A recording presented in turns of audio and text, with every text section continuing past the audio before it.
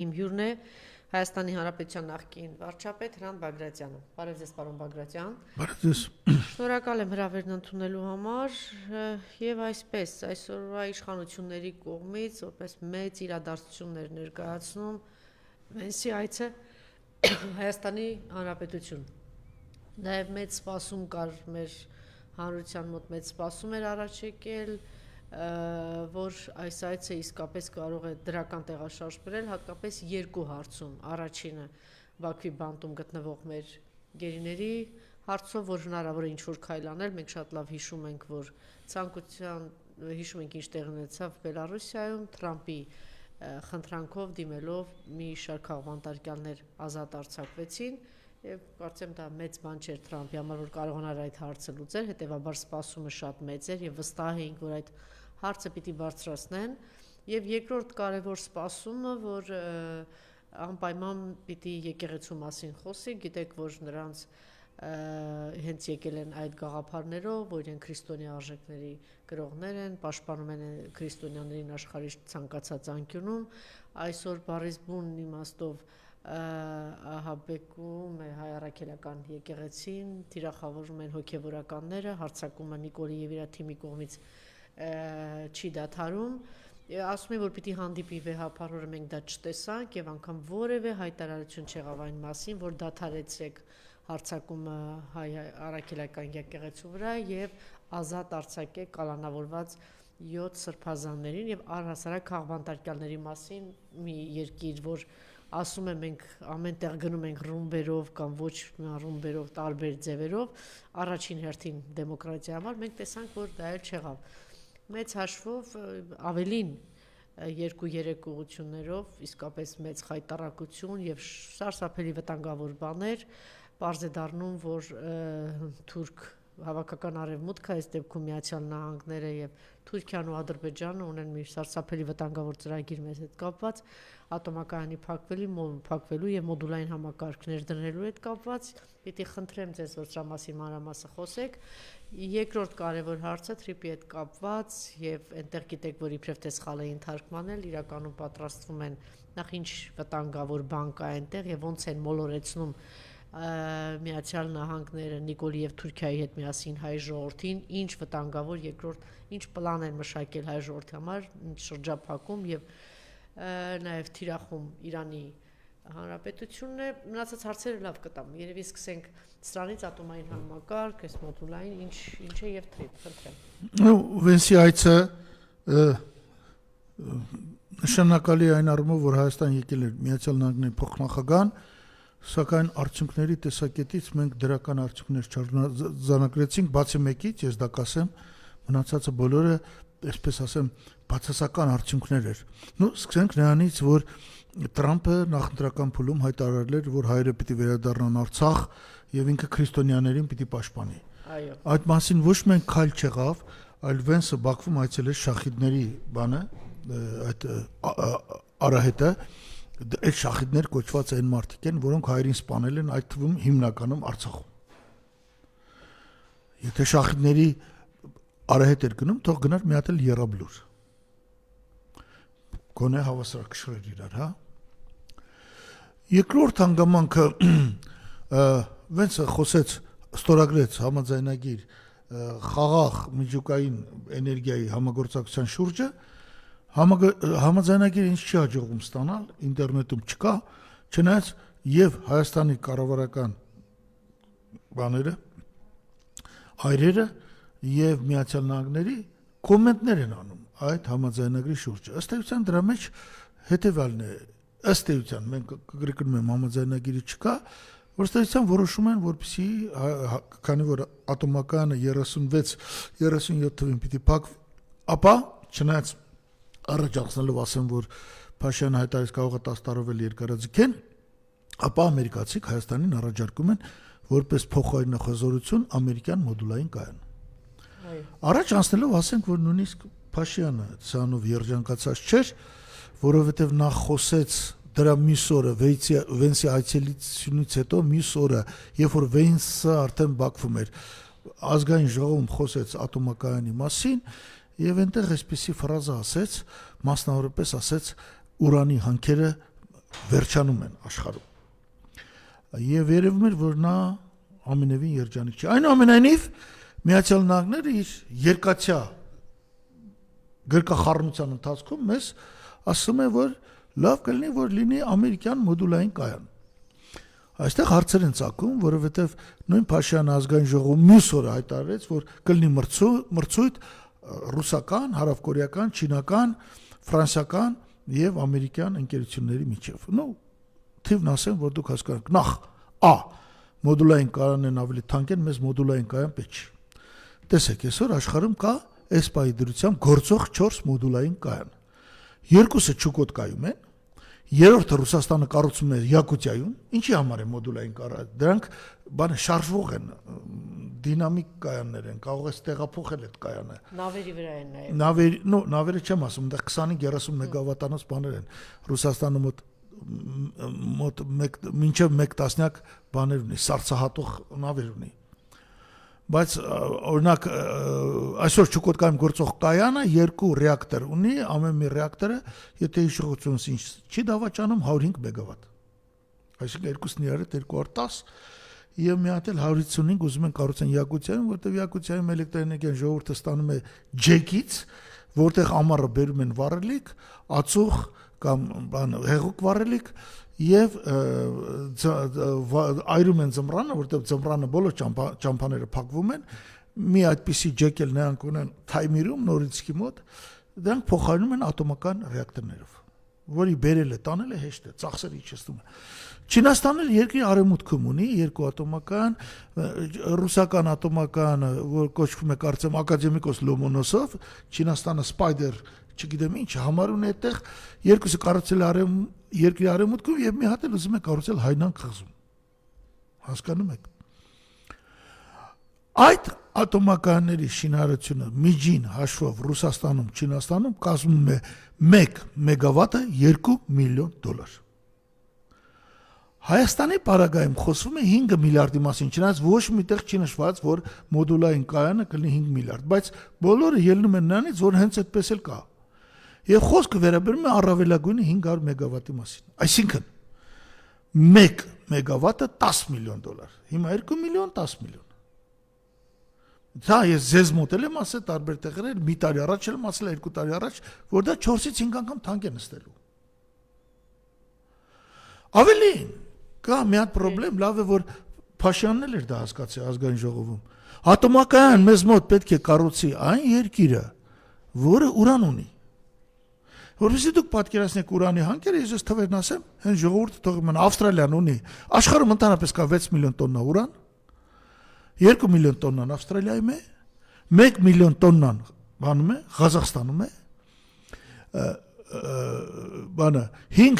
500,000 տոննա Կանադան է եւ Ռուսաստանը հավասար են, կիսում են 3-րդ տեղը, հաջորդը 5-րդը մեծությամբ Չինաստանն 250,000 տոննա եւ Միացյալ Նահանգները 60,000 տոննա։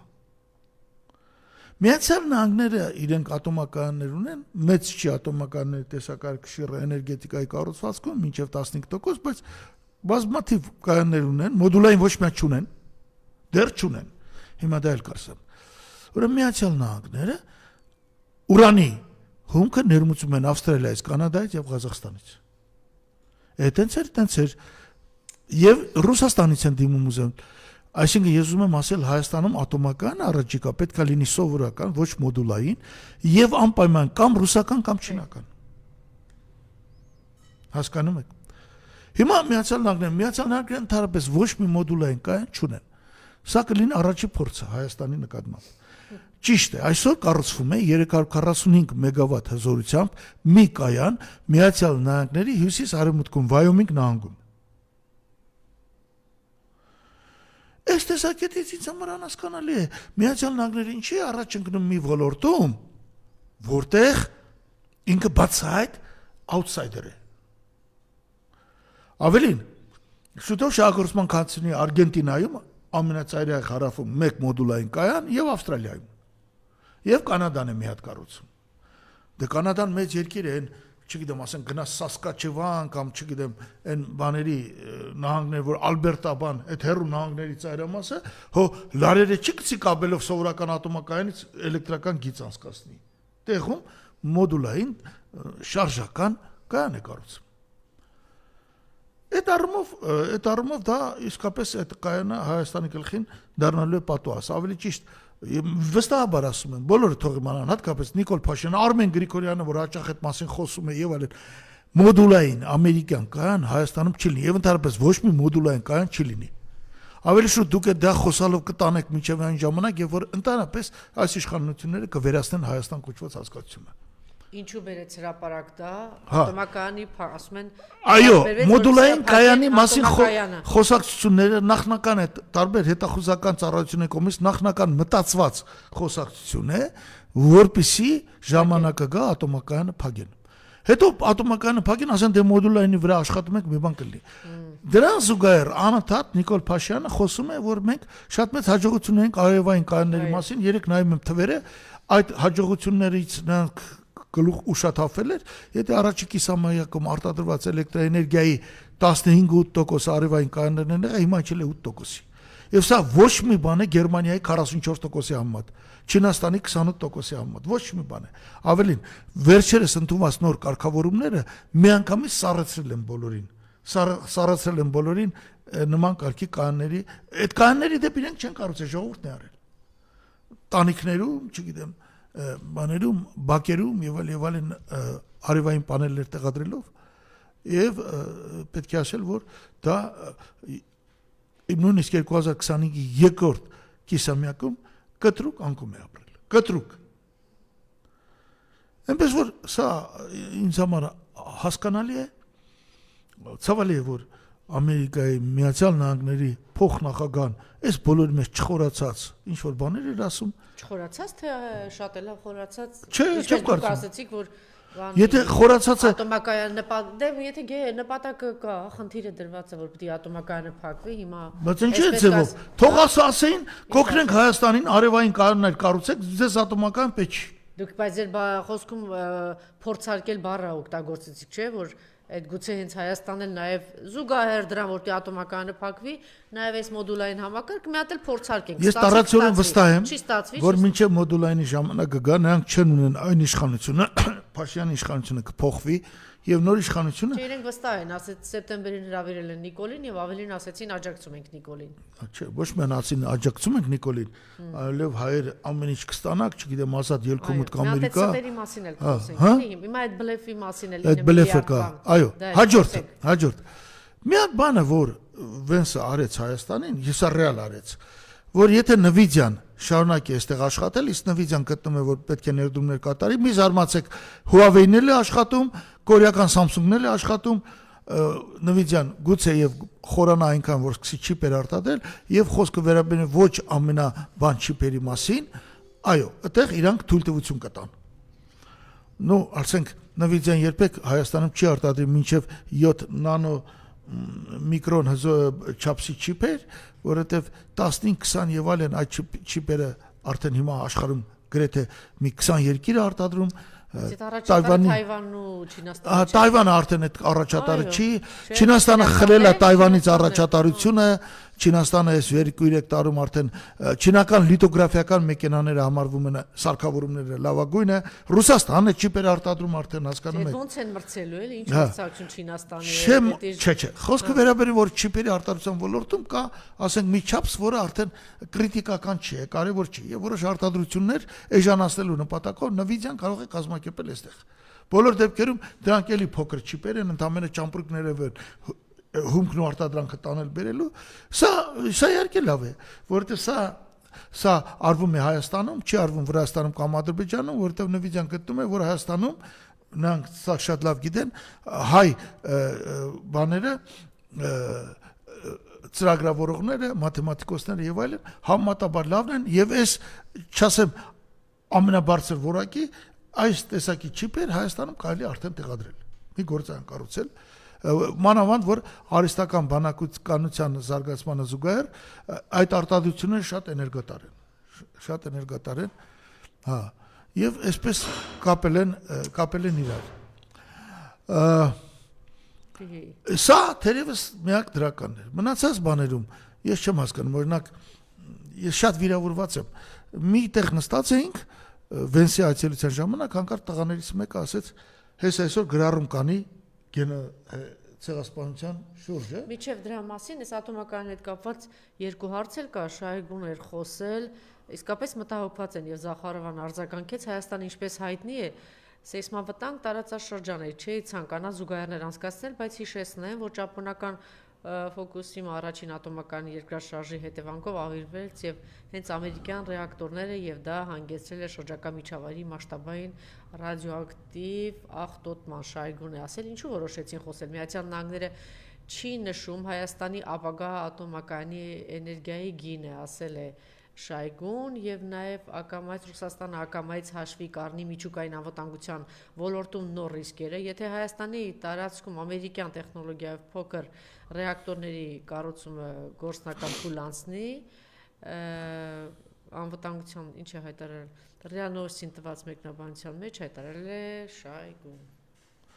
Նո, ես նորից վերադառնամ, ամերիկյան ատոմակայան առավել եւս մոդուլային Հայաստանում աննարին է։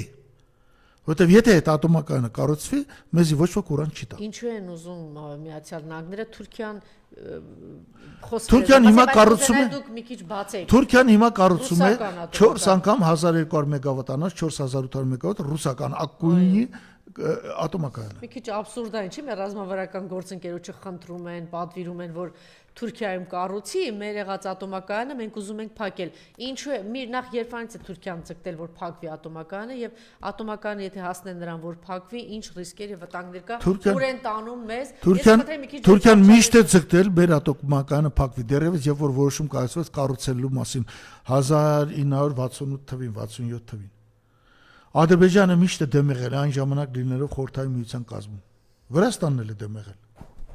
Ոչ ոք չի ուզում, որ Հայաստանում միջուկային տեխնոլոգիա լինի։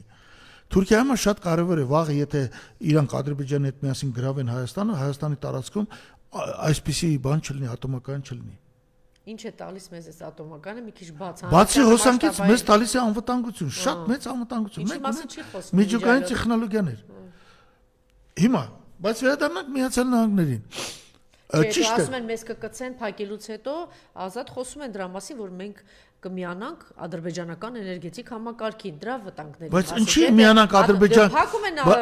ատոմակայանը։ Չէ, փակում են, բայց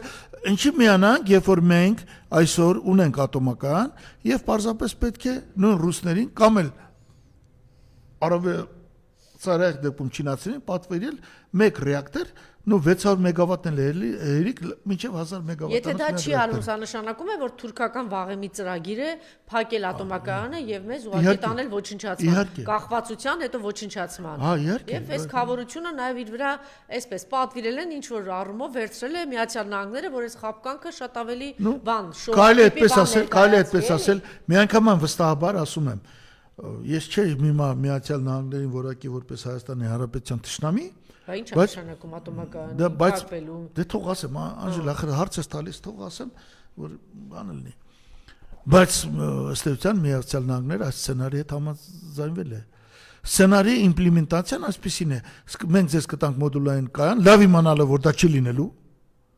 Ի վերջո կլինի այն, ինչը կլինի, այս ատոմակայանը կփակվի ու մենք ատոմակայան չենք ունենա։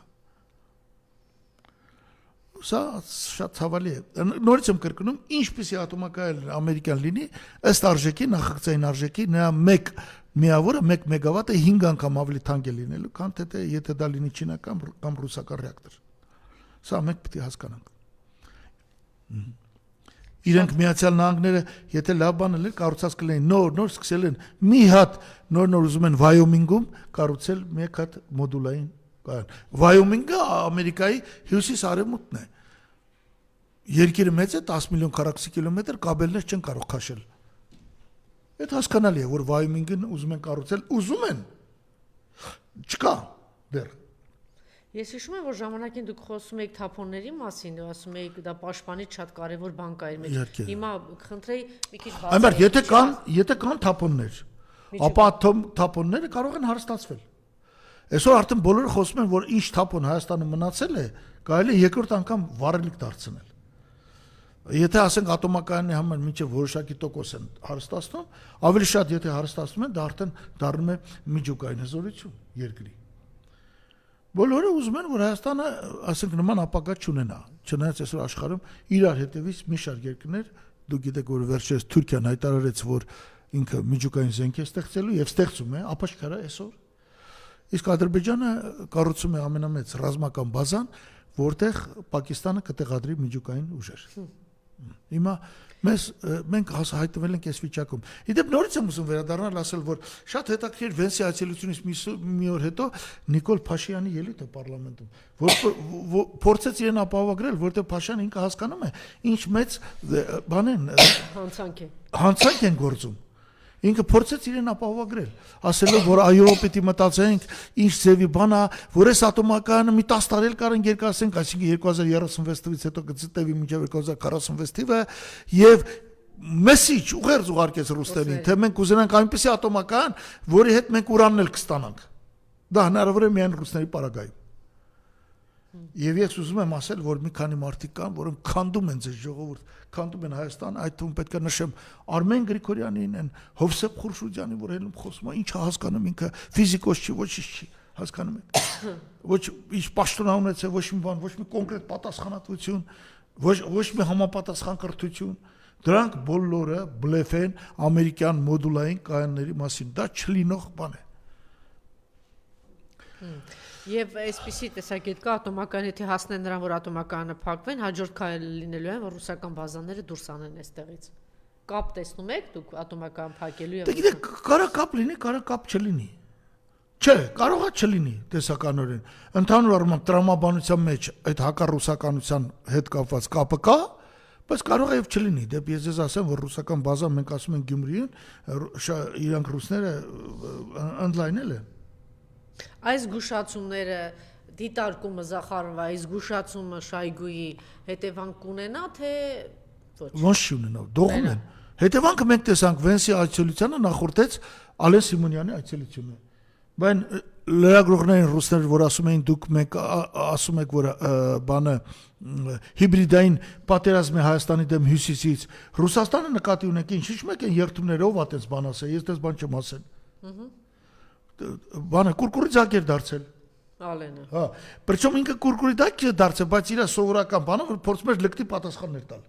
Բայց պատասխանները էությունն այն էր, որ ինքը բանով չորով հրաժարվում էր ասել այն, ինչ որ ինքն է ասել Արադ Միրզյանն ասել եւ այլ։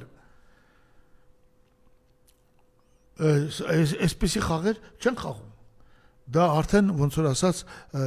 փայտիկը իրանք արդեն ջարդել են։ Եվ դրան հաջորդի իսկ Վենսի այցելությանը հաջորդեց Նիկոլ Փաշինյանի ելույթը ազգային ժողովում։ Հիշում եք այդ հարցը տվեց պայմանավորված էր Ռուբեն Ռուբինյանը, այսինքն Նիկոլ Փաշինյանը ասել այդ հարցը կտաս ես պատասխանեմ։ Եվ ինքը փորձեց փարատել, այսպես ասած ռուսներին, որովհետև ռուսներն ասում են, եթե այս ամեն ինչը փակում եք, ինչեք դիմել մեզ, որպեսզի մենք նորացնենք այս ձեր ատոմակայանը, որպեսզի նա եւս մի 10 տարի շահագործվի։ Բա ինչի, ձեզ եմ հարցնում, ինչի։ Դե չեն հասկանում ռուսները, չէ՞։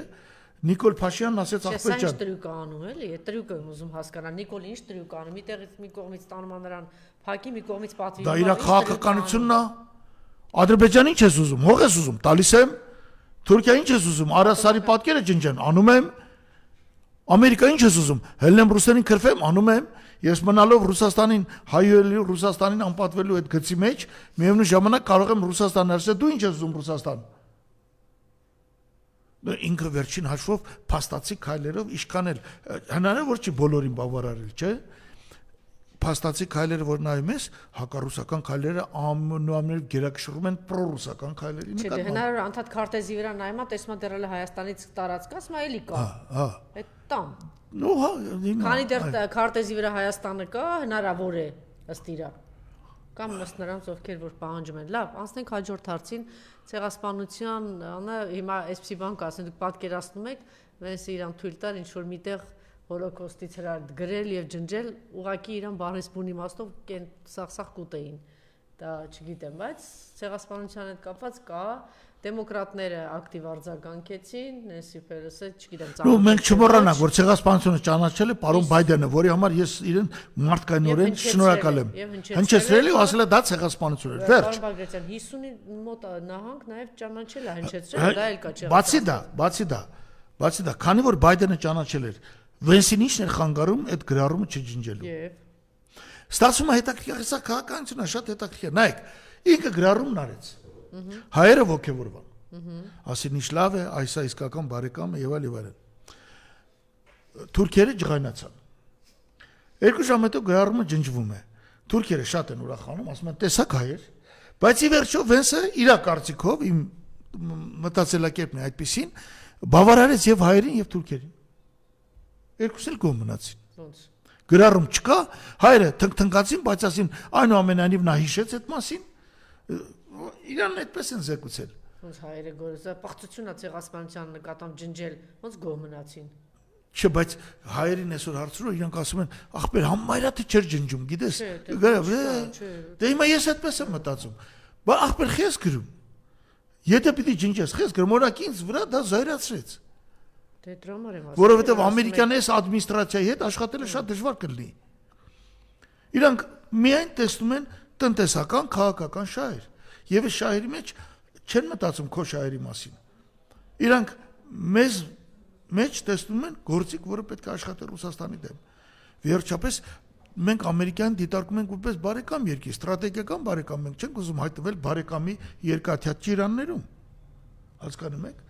Ուզում ենք այս բարեկամը իրոք անկեղծություն անի։ Մենք ճնշման բաներ ունենք, Միացյալ Նահանգներում մեծ համայնք ունենք, չգիտեմ, գուցե դեմոկրատների միջոցով, մենք չենք աշխատում։ Սփյուռքի հետ այս իշխանությունը չի աշխատում։ Դե դա պարզ է, Սփյուռքը պիտի ինքնակազմակերպվի։ Չէ, այդ Զարե Սինանյանը որ կա, Չէ, դե պարզ է, նրան հանձնարարված է որ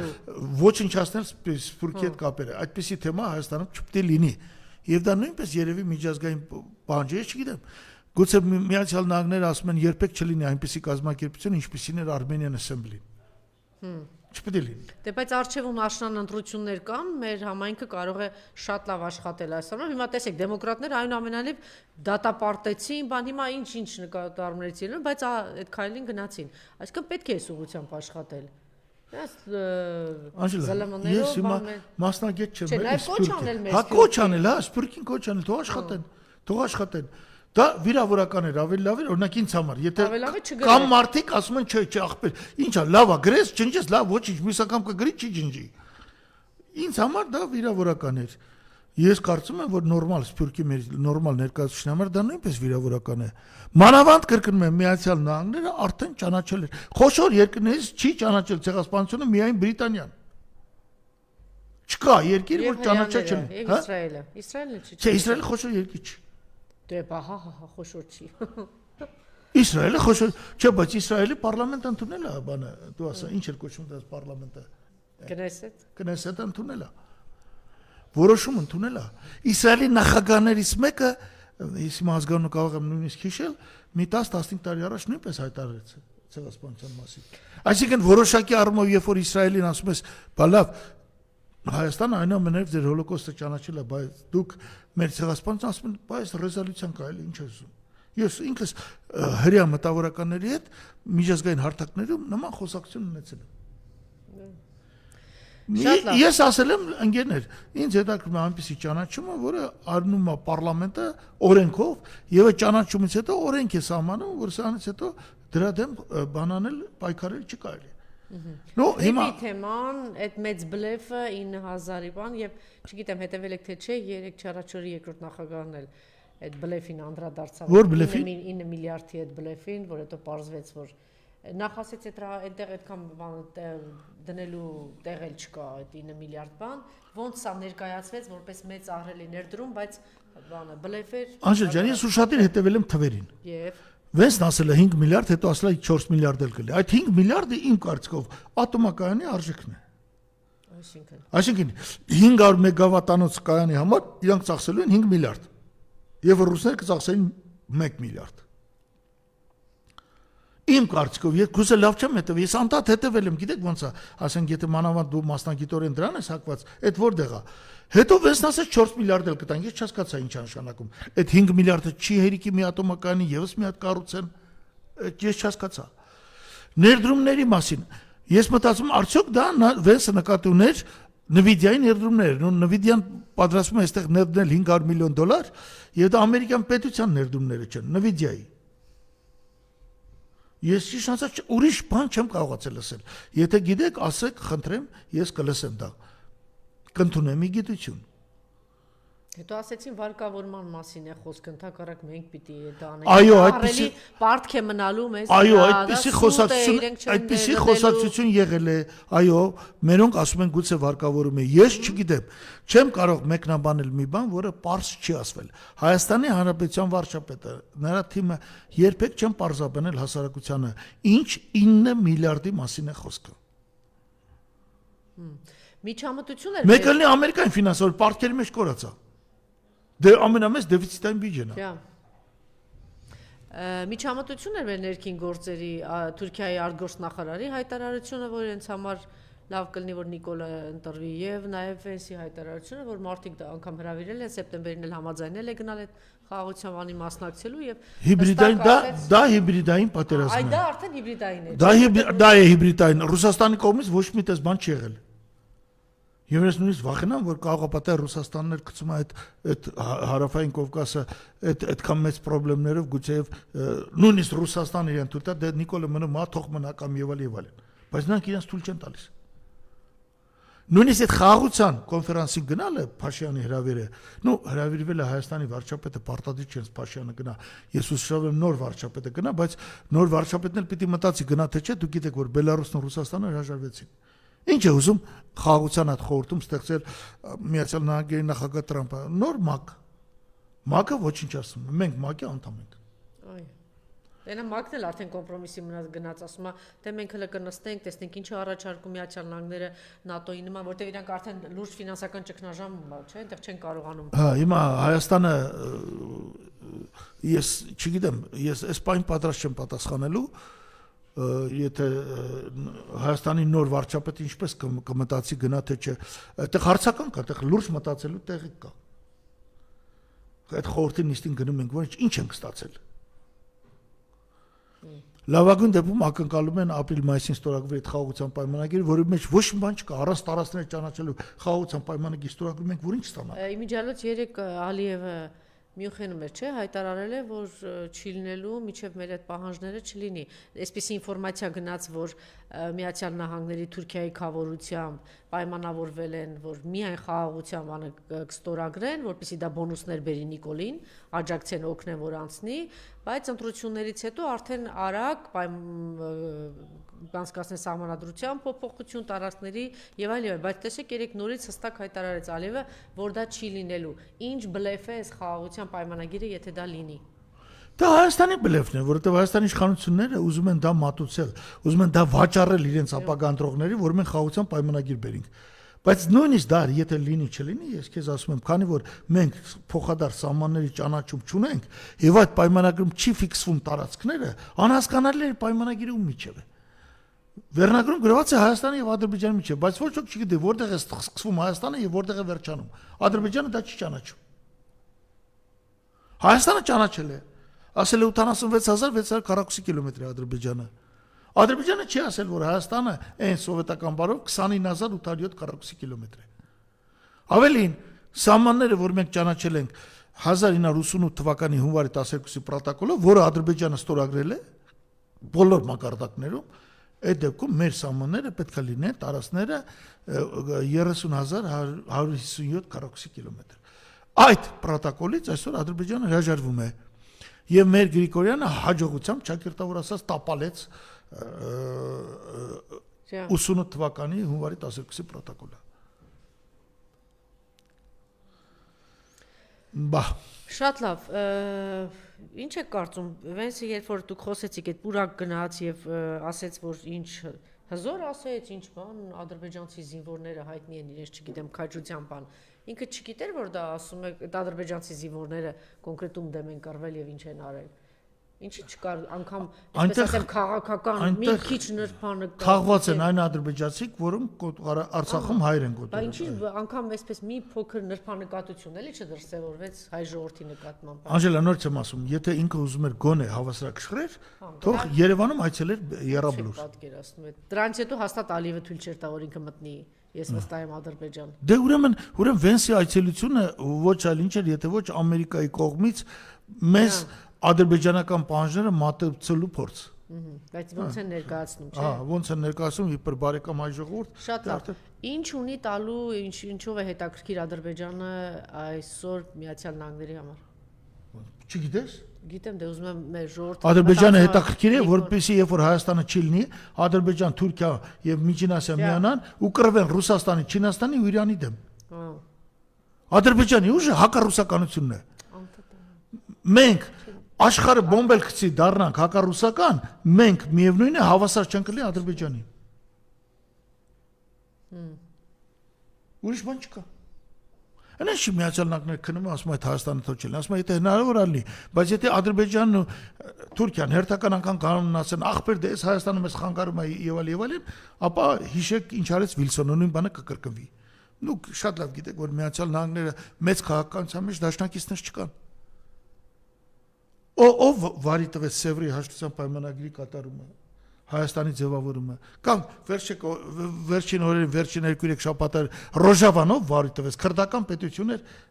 Սիրիայի հյուսիսում։ Միացյալ Նահանգներն ասի չէ։ Աֆղանստանում ով թողեց իրենց բոլորին թռավ, Միացյալ Նահանգները, Իրաքում ով խառնեց։ Ալ-Բաշա, ասում Ալ-Բաշարը, Ալ-Բաշա, Ալ-Շարը։ Մեր ընկերնա մենք արդեն քրդերի կարիք չունենք, քրդերը 340,000 մարդ տեղահանվել են։ Մեր օրերում տեղի ցեղասպանություն, տեղահանվել են, գնացել են, վազել են, որը Իրաք, որը Թուրքիա, որը Իրան։ Ինչ էին հայտնում Թրամփը դրանից առաջվան ինչ էին հայտնում քրդերի պաշտպանության, այնտեղ բազա էին դրել։ Թողեցին։ Օրերս հայտարարեցին, որ այդ բազարից զորքերը դուրս են բերվում։ Ես չեմ ասում եմ Միացյալ Նահանգները մեզ թշնամի են, այդ պետությունը մեզ օգնել է, հաց տվել, հիանալի դեսպաններ են եղել, Հարի Գերմանը, Պիտեր Թոմսոնը, Էվանսը դեսպան, որը իդեպ վերջը ասեց, որ այդ թրիփը բուլդոզերով Հայաստանի վրայով անցել։ Այո։ Այսպես է։ Թրիփի մասին, մի երկու բան էս վերջին։ Դե թրիփն եկավ, թրիփի մասին, այդտեղ շատ հետաքրքիր իրադարձություն տեղ ունեցավ։ Հայաստանի հարկայինի պետը պարոն Հակոբյանը, կարծեմ, իր բերանով հայտարարեց, որ այդտեղ ապրանքները մտնելուց կմաքսազերծվեն, ինչպես ԵԱՏՄ տարածք մտնող ցանկացած ապրանք։ Դա շատ մեծ հաջողություն է, որը արվել է Ռուսաստանի պահանջին, եւ սրան ոչ ոք չարձագանքեց։ Ոչ Ադրբեջանը, ոչ Միացյալ Նահանգները։ Այսինքն մենք հույսներս կտրեցինք Նիկոլ Փաշինյանից եւ մեր Պեկի նախագահան վերջապես ասեց, որ ստեղ կմաքսազերծվի, շատ մեծ հույսեր մի տարածեք, որ դա կլինի կարիդոր։ Եթե մաքսազերծումը լինի, ուրեմն դա կարիդոր չի։ Ոչ ոք դեռ չի ասել։ Բոլորը ընդունեցին գիտություն, ոչ ոք չի նկատես, հասկանում եք։ Եվ ես պիտի ասեմ, որ իրոք դա շատ համարձակ հարցադրում էր եւ նույնիսկ ես դրական էմոցիայով լցվեցի մեր այդ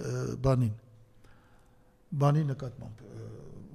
հարկային պետի ծառայության ղեկավարի նկատմամբ, որը պիսի հայտարարություն երկար գծի մասին, որ խոսեցին։ Այդտեղ առանձնապես բան չկա։ Ռուսերն ասում են, եթե թրիփի այդ ուղու մեջ երկաթգիծ պիտի վերականգնվի Հայաստանի տարածքում, պատրաստ ենք անել, Նիկոլ Փաշյանը նույնիսկ ասավ նրան, թե լավ չի լինի, որ երկաթգծերը ծախեք մեզ գնաք։ Չեմ հասկանում։ Ինչ է այս բանն ասում։ Չէ՞ որ դու հայտարարում ես, որ եկեք մտածենք, որ թրիփի մեջ ոնց Ռուսաստանը նույնպես ինտեգրվի։ Իրանը առիթը բաց չթողեց հերթական արդեն վիրավորանքներ հասցնելու եւ Հայաստանի վիրավորանքն կոշտ հռետորաբանության եւ Հայաստանի եւ Ադրբեջանի հասցեին։ Ես կարող ես թրիփով ուզում եք դեպի Իրան ճամփեն փակեք։ Ես էլ ուզում եմ այդ Իրանի հետ արտգործնախարար տեղական ասեմ, կարող եմ որ իհարկե դա է նպատակը։ Ինչ կարող է։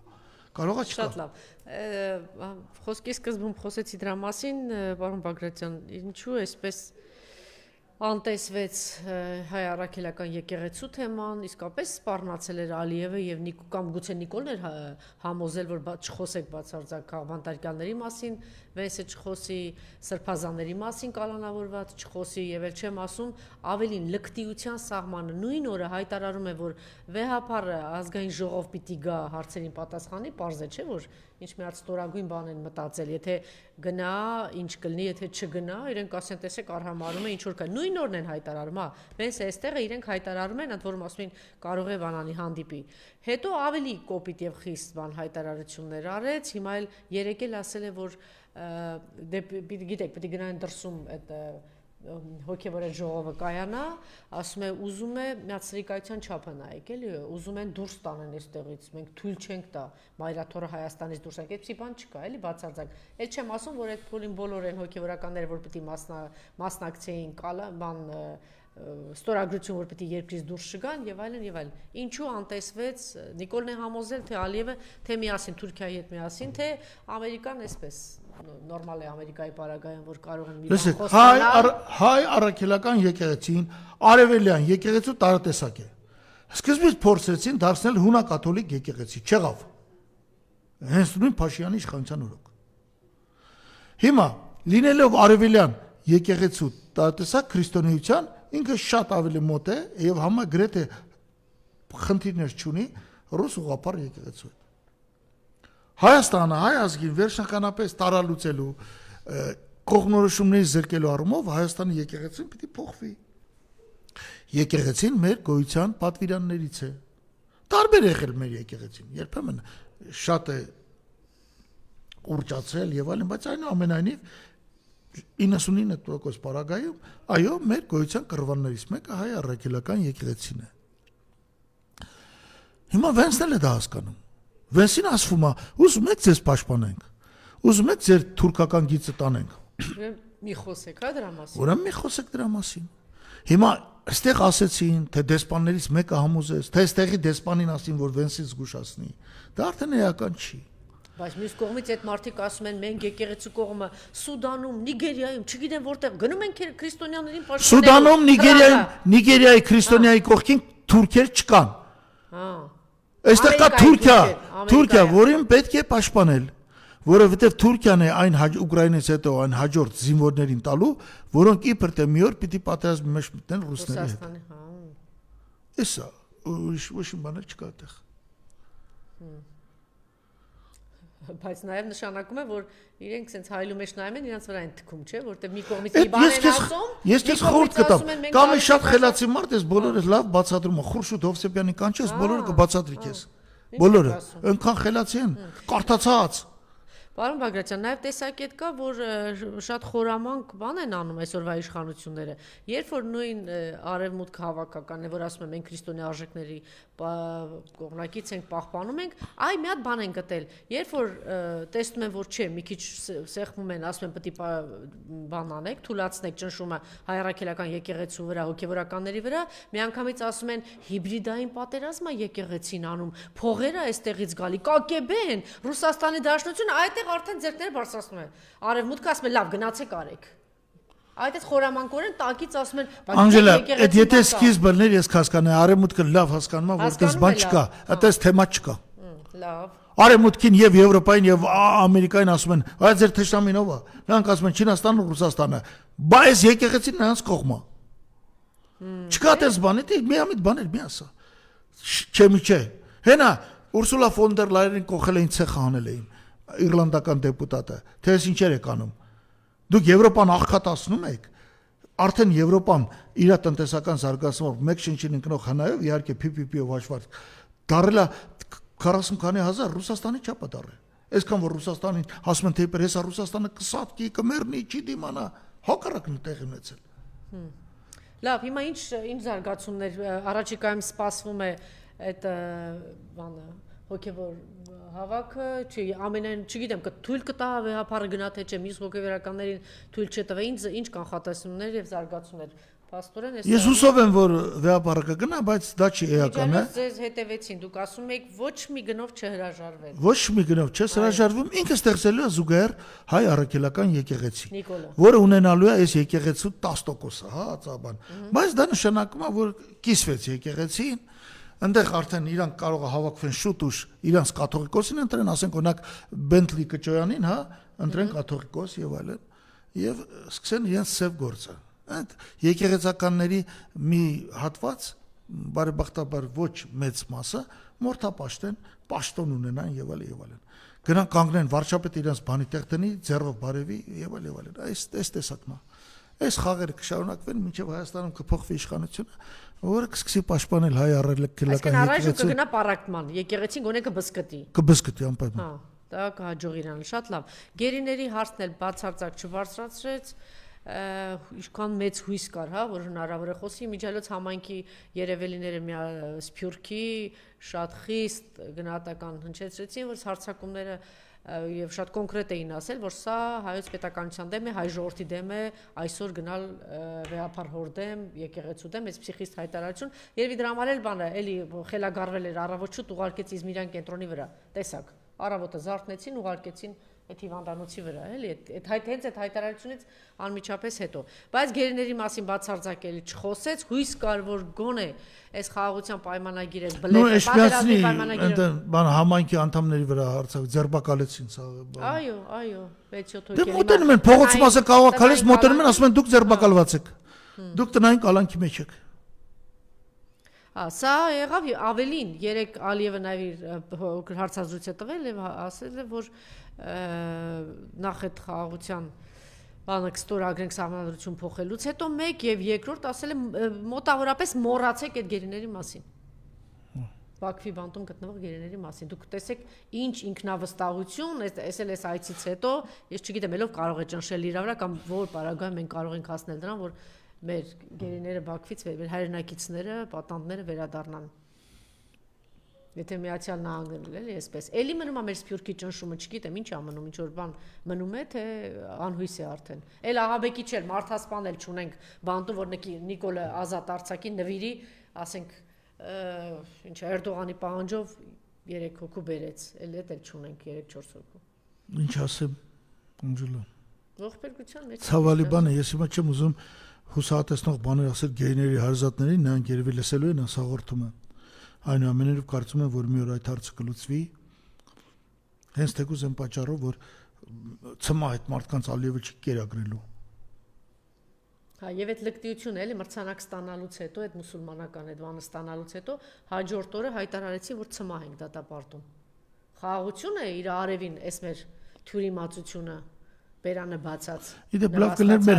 մեր հարկայինը վկայեր, արդյոք այդ ստացած մրցանակից եկամտարկը պահվել է եւ կոնկրետ այդ թվերը հասցվեին հանրությանը։ Հա։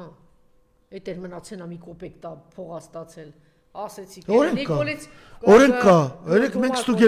ստուգել ենք, օրենք կա։ Օրենք կա։ Միայն այն դեպքում չի արվում, երբ որ տվյալ կազմակերպության հետ Հայաստանը հատուկ պայման ունի, համաձայնագիր, մենք նրանց հետ համաձայնագիր չունենք։ Հայտարարությունները Իրանի հետ կապված առավոտյան ասում է մենք բանակցում ենք, Թրամփը երեկոյան ասում է իրենց լավ չեն պահում, Իրանի հետ կապված մենք հələ դեռ կտեսնենք, հաջորդ օրը նավերն է ուղարկում, մյուս օրը շրջափակման, մյուս օրն ասում է չէ ոնց որ ամեն ինչ լավ է, հետ կքաշվեն Ուրանից, մյուս օրը մի հատ այսպես մեծ անորոշություն կա, բայց նաև նկատելի է շատ կոնկրետ, որ Իրանի հարցում իսկապես վարանում կա զգուշավորություն, որովհետև ռիսկային է, համաձայն եք, որ ռիսկային է, արդյոք Իրանի դեպքում Միացյալ Նահանգները ունեն մեկ դաշնակից, որպեսզի Իրանի ներսում լինեն խռովություններ եւ այդ խռովությունները կրեն էթնիկական բնույթ։ Ուրիշ ձև չկա Իրանին ոչ ասել։ Ցամաքային օպերացիան բացառվում է, մեծ երկիրի կկրվեն, պարսիկների մեջ փողի դիմաց հայրենադավությունը բացառված է, նրանք պարսիկների մեջ պարսիկները պատմականորեն վերջի 3000 տարվա մեջ 2100 տարին ունեցել են պետականություն այդ հատկության շնորհիվ։ Նրանք էականորեն տարբերվում են ոչ միայն հայերից, այլ նաև վենեսուելացին տարբերվում, այլև իսրայելից են տարբերվում։ Հաջորդը երևի Պարսկաստանի հրթիռային հզորությունը հերիք է, որ հենց Թրամփը սկսվի նրանք ոչնչացնելու են Իսրայելին։ Դրա համար Նաթանյահուն օրերս գտնվում էր բանում, եւ Թրամփը վախենում է, որ ամերիկյան բազաները կոչնչացնեն եւ այլն։ Չի գնաց ինքն դրան։ Չէ, գցում բռնում է։ Իսկ ինչ կարող անի, մեծ ավերվածություն, հրթիռներով կրակելու է, ռմբակոծելու է ինքնաթիռներով, հետո լավ ավերվեց, հետո ինչքան։ Այդ ավերվածությունը, չէ, իսկ եթե այդ ավերվածությունը հակառակը բերի նա որ պարսիկ ժողովուրդը կանգնի իշխանությունների կողքին։ Այլ հարցա որ Թրամփը կամ մյուսները գուցե հույս ունենան, որ ասենք 93 միլիոնի մեջ Պարսկաստանում ապրող 30 միլիոն ադրբեջանցի կա, դրանք ոտի կանգնեն, մի 7 միլիոն քուրդ կա, ոտի կանգնեն, գուցե հաշվարկը դրա վրա է։ Բայց առայժմ դա չի արդարանում։ Հեշտ պատառ չէ Իրանը։ Իսկ եթե իրանք նույնիսկ չգիտեն, իսկ եթե Չինաստանն ու Ռուսաստանը ամբողջովին կանգնեցին Իրանի կողքին։ Դա տեսանելի է, բայց նախորդ անգամ Ռուսաստանը Ես չգիտեմ, բայց կարող է շատ զգուշ, նույն տեսեք Վենեսուելից այդքան բաներ տանում Չինաստանը ինչքան զգուշավոր պահեց իրեն։ Չինաստանը չէր կարող, Վենեսուելա չէր կարող ավիակիր ուղարկել։ Վենեսուելան ուրիշ է, իր քթի տակ էր։ Այսօր Կուբային են փշի անում եւ այլն։ Իդեպ արդեն Ռուսաստանը հայտարարում է, որ մենք ֆինանսական բան օգնություններ կտրամադրվենք Կուբային, թեպետ շատ ծայրահեղ վիճակի է, Փարիզբուն իմաստով շրջափակված է նավթային պաշարներ, բան ոչ իման թույլ չեն տալի եւ ծայրահեղ վիճակ է։ Հայտնի չի, կարող է պատահի մի հատ նավթային նավթատար մոտենա Կուբային կողքը մի քանի նավ ռազմական։ Չինական կամ ռուսական կարող է։ Դա կանխատեսում եք, հնարավոր է։ Հնարավոր եմ համարում։ Ես մարկա չեմ կանխատեսում, ես բաներ չգիտեմ, ես պարզապես բոլոր տարբերակները պարտավոր եմ հաշվի առնել։ Տեսեք։ Ես չեմ կարծում, ինչի ցամաքային օպերացիա չի անում Կուբայում Տրամպը։ Ինչու՞։ Ինչ իրանքով է շրջապատել։ ՄԱԿ-ի անդամ երկիր է, ինչ իրանքով է շրջապատել, ասում չեմ թվում։ Արդեն ՄԱԿ-ին հաշվի չի առնում, հիմա ՄԱԿ-ը գնաց է խնդրում, ասում է փող տվեք, պայթում ենք, ֆինանսավորում չկա, բան չկա, այդ իր ձեռքը չի, ոնց որ ՆԱՏՕ-ին։ Դե իր ձեռքն է, իր ձեռքը չի, չգիտեմ, դա ակտ է, ի տարբերություն Վենեսուելայի Կուբայի նախագահան ժողովուրդը կանգնեց ոտքի, այսօր ժողովրդին նույնիսկ սովորական հրացան են բաժանում։ Կուբայում։ Իրանում չեն բաժանում, որովհետև Իրանում գիտեն ցամաքային օպերացիա չի լինի, Կուբայում կարող է լինել։ Մարդիկ մտածում են հիմա, իդեպ այդ Կուբան շատ ուրախ բան ապրող երջանիկ ժողովուրդ է, շատ ինչ են ուզում չեմ, ոչ մեկ Համզաշենի բանի նման չէ, Համզաշեներ Մարիամ, որ ասում մի հատ Համզաշեն չգիչելներ գնայինք ապրեինք, հիմա այդ այլ, մի հատ Կուբայի նման։ Հա։ Չնայած կրկնում եմ Կուբան գտնելի տակը 80 կիլոմետր է Ֆլորիդայից հեռու։ Շատ լավ։ Կար մի շրջան, որ այսպես Ռուսաստանի Դաշնությունը հավատում էր փոփոխությունների, դե հիմա չասենք Ելցինը, բայց Ելցինի մոտ դա ամրագրված էր, որ այո, ճանապարհները, չգիտեմ, բացվում են, ինչ որ համաձայնություններ, պատը քանդել էր արդեն, այս Բերլին, ինչա, Գերմանիայի պատը քանդել են եւ այլն, մենք գրկաբաց գնում ենք դեպի արևմուտք։ Հետո Պուտինն էլ ընդունեց, որ ինքն էլ է խապված եղել, փաստորեն չէ, բոլորովին ուրիշ ծրագրեր ունի արևմուտքի իրենց հետ կապված։ Այսինքն ընդունեց, որ իրենք միամիտ է, կամ հիմար են եղել, կամ միամիտ։ Հիմա Թրամփի իշխանության գալուց առաջ կամ այդ ընտրություններին նկատելի էր, որ այնուամենայնիվ մեծ սպասում կա Ռուսաստանի Դաշնությունում, որ Թրամփը կընտրվի եւ բանակցություններ, հաշտություն, խաղաղություն եւ այլն, գոնես սանկցիաներից մի քիչ կթեթևանան, բայց հիմա նորից հիմար կամ միամիտ վիճակում հայտնվեցին։ Տեսեք ինչի անում Թրամփը, շատ ավելի վտանգավոր քայլեր, շատ ճկուն ձևով, տեսեք, մարդը գնում է առևանգում է այն BRICS-ի երկրներից մեկի ղեկավարին, բանի ամենաջերմ հարաբերություններն էր վերջին փուլում Հնդկաստանի հետ, կարողացավ հասնել նրան, մի անգամ բանակցումը հասնում է նրան էներգետիկ բանը կանգնեցնում է։ Երեք հայտարարեցին, որ կգնան այն երկու եվրոպական երկրները, որ կողմնորոշումը դեպի Ռուսաստանն էր եւ պատերազմի դեմ են, ասեց ոչինչ։ Հիմա մեզ անին կուղարկեմ, կգնա էներգետիկ հարցերը կլուծի, այսինքն կկտրի Ռուսաստանից պատերազմի հարցում, տեսնում եք, մի տեղից բանակցում է, անցած շաբաթ նորից զենքի մեջ խմբականակի ուղարկում Ուկրաինա, խապված է, միամտացած է Պուտինը, պիտի նորից վերանային այս ամեն ինչը։ Թրամփը նոր պատուհաս էր կամ խորքային ամերիկյան պետության մշակված պլաներ, որ պիտի բերեին Ռուսաստանը այս ձևով պայթեցնեն։ Անջա, սկսեցի Ելցինից։ Այն ժամանակ Ամերիկան նախաձեռնել էր եւ ստեղծել էր գլոբալ աշխարհ։ Այդ բանը տևեց մինչև 2008 թիվը։ 2008 թվին, երբ որ գլոբալ աշխարհը եղավ տնտեսական ճգնաժամ, Չինաստանի տնտեսությունը այդ տարի աճեց 8.5 տարի, 2009 թվին 8.5%։ Ստացվեց, որ գլոբալ աշխարհը, որ սկսել էր Ամերիկան, ասելով գլոբալ աշխարհը, Ռուսաստանն էլ մեր հետ պիտի նստի հավասար սեղանին, Ռուսաստանի ռեսուրսները մենք պիտի տիրապետենք, եվրոպացիք միացան Ամերիկային, բարձրացավ, որ արևմուտքը բավականին խորամանկ քայլեր անում այս ուղղությամբ։ Բայց արի ու տես, որ Չինաստան, իսկ մի քանի տարի հետո Հնդկաստան արագորեն զարգանում են, դառնալով կոնկուրենտ արևմուտքին։ Վերաբերմունքը էականորեն փոխվեց, որ դուք պետք է ունենաք երկրորդական դեր, մեր հետ հավասար լինել չեք կարող։ Արևմուտքը սկսեց քանդել իր իսկ ստեղծած գլոբալ աշխարհը։ Էսա։ Հարցի պատասխանը կա, այո, այդ գլոբալ աշխարհին հավատացել են եւ Ելցինը, եւ Պուտինը, եւ կներեք ես եմ հավատացել, որ դրան են ուզում գնալ։ Եվ ինքը արդարացի էր թվում, ասում են գլոբալ աշխարհը, դիսկրիմինացիաներ չկան, ոչ տնտեսական, ոչ էթնիկական, ոչ քաղաքական, բարի եղեք ապրելու, գոյատևելու, մրցակցությանը դիմանելու։ Հետո տեսան չէ քանդում այս ամեն ինչը։ Բայց իսկ հիմա Արնակ դուք ասացիք, որ Հնդկաստանը իբր նավ չի առնում Ռուսաստանից, գուցե ուղղակիորեն չի առնում։ Ինչ այնտեղ կատարվում Աստված գիտի։ հրաժարվեց, ասեց, այո, չէ։ Լավ էլի։ Դե նավերը որ գնում են առևանգվում են բարձրունի իմաստով։ Հիմա եթե այլ նավերը ուզում են հայտարարում գուցե ձև են անում որ առևանգվում են, լսեք նավերը հայտ տենց, որովհետև այդ նավերի ամեն մեկի կողքը մի հատ ռազմանավ կարող են տնել, նույն Չինաստանի նավերի քանակով զգալիորեն գերազանցում է բանին Ամերիկային։ Կարա մի հատ նավ դնի, հիմա ամեն այնտեղ Չինաստանը նավթը անդադ առնում է։ Ավելին, հիմա դու ասում եք վերցեց Վենեսուելան վերցեց երրորդ օրը հայտարարեցին որ չինացիներ ավելի նույնիսկ էժան կարող եք վենեսուելական նավթ առնել։ Չինական China բանը ինչա կոչվում China Oil-ը պետական հսկայական ընկերությունը 700-800 միլիարդ ակցիաներով հայտարարեց որ հրաժարվում է վենեսուելական նավթը գնելուց։ Որպեսզի այդ փողը չհասնի ամերիկացիներին։ Հիմա ես այս բաները այդպես մանրամասն չգիտեմ։ Հիմա մյուս կողմից ինչ ասում Ռուսաստան, ասում է արևմուտք, Եվրոպա, միջուկային առումով, ռազմական առումով ես ձեզանից ուժեղ եմ։ Ես ունեմ 6000 մարտագլխիկ, դուք ունեք 4000։ Ես ունեմ, ասենք, Սարմատ տիպի հրթիռ, որը ցանկացած կետին հասնի դեմը չեք կարող փակել։ Դուք չունեք։ Ձեզ կարգին պահեք։ Դե ասում է հետո, եթե կարգին չպային դուք հետևանքը պատկերացնում եք։ Դե հետևանքը, եթե կարգին չպայեցին, ինքն ասեց Ուկրաինան առնվազն Դնեպր գետով ես կկիսեմ։ Դե շատ դանդաղ է գնում, իրենք էլ Դե հիմա ես ու դու խոսել ենք 4 տարի առաջ, ես քեզ ասել եմ։ Ի վերջո Ռուսաստանը հաջողություն կլինի, բայց շատ ցանցալ լինելու։ Ես այդ օրը նույնիսկ մի փոքր Իմիջիալով ես ասեմ հպարտությամբ եմ ասում, իհարկե վատ բան եղել, բայց ես չեմ հիշում ինչ որ մի հատ ռուս մեկնաբաններից, այդ իրանց հայտնի դեմքերից, որ մեկը այսպես կանխատեսերեն ինչ որ դուք էիք ասում եք շատ երկար ձգվելու է, շատ բարդ է լինելու, մաշեցնելու process-ն է գնալու ուկրաինական բանակի, ունենալու են լուրջ մարդկային ռեսուրսների խնդիր եւ այդ ժամանակ, բայց դեռ շարունակվում է, էլի, պարոն Բագրատյան, եւ այդ աջակցությունն ու բանն էլ, չգիտեմ, տնտեսական առումով էկոնոմիկայի մեծ կրախի առաջ չեն կանգնեցնի Ռուսաստանին։ Պատահական չէ, ես հերթով նշեցի։ Այստեղ ցայնան, այնտեղ նայնան։ Էկոնոմիկան էս հարցում արի մեր լսարանին տեղակ պահենք։ Ռուսաստանի տնտեսությունը 24 թվին աճել է 4.1%, 25 թվին աճել է 1.6%, չնայած ռուսական արտասահման ակտիվները մոտ 330 միլիարդ դոլար ձեռբակալվել են,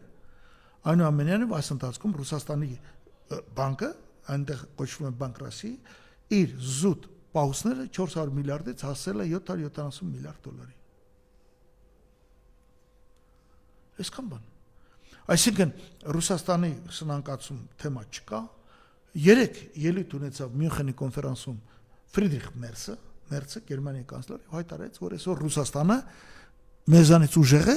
չնայած տնտեսության ծավալները Ռուսաստանի 10 անգամ փոքր են, քան թե Եվրոպայինը։ Բայց ես պիտի Մերցին ասեի, ախպեր ջան, թվերդ մի քիչ ճիշտ հաշվի։ Ռուսաստանի տնտեսության ծավալը Եվրոպայից փոքր է 3.5 անգամ, 10 անգամ չի։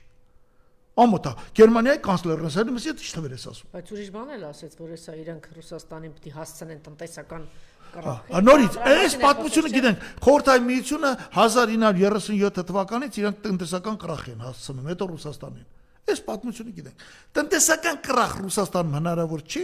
Ռուսաստանը ունի գազ, նավթ, Մենդելեևի աղյուսակի 100 կամ 115-120 էլեմենտից 100-ը իր տարածքում ունի։ Դե ասում են այդ սովետական միությանը չփրկեց։ Հա? Ասում են դա սովետական միությանը չփրկեց։ Սովետական միությունը արևմուտքի պատճառով չի քայքայվել։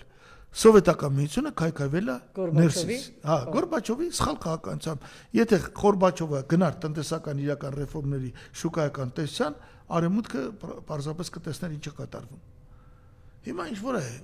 քայքայվել է։ Կկայանա այդ խաղաղությունը վերջնական Ուկրաինայի շուրջ, թե այսպեսի խաղաղություն չի լինի, երբեք խաղաղություն կայանա, եթե արևմուտքը ընդունի իր պարտությունը Ուկրաինայում։ Ու արևմուտքը դա չի ընդունի։ Բայց կլինի ինչ որ զինադադար, ինչ որ մի կետի կկանգնեն, հետո դες քարշ կգնա, որովհետև հիմա արևմուտքը մտածում է, իսկ ինչու պիտի ճանաչի այդ հողերը խրիմը Ռուսաստանի կազմում, չի ճանաչի երբեք։ Հասկանում եք։ Ամեն ինչ կգնա նրան, որ Ռուսաստանը ամբողջությամբ կվերադարձնի Դոնեցկի մարզը, Դոնբասը, կմնա արդեն տակը Խերսոնի եւ Զապորոժիայի մարզերի, որ այն հատվածները այդ մարզերի, որոնք գտնվում են Դնեպր գետի աչափին։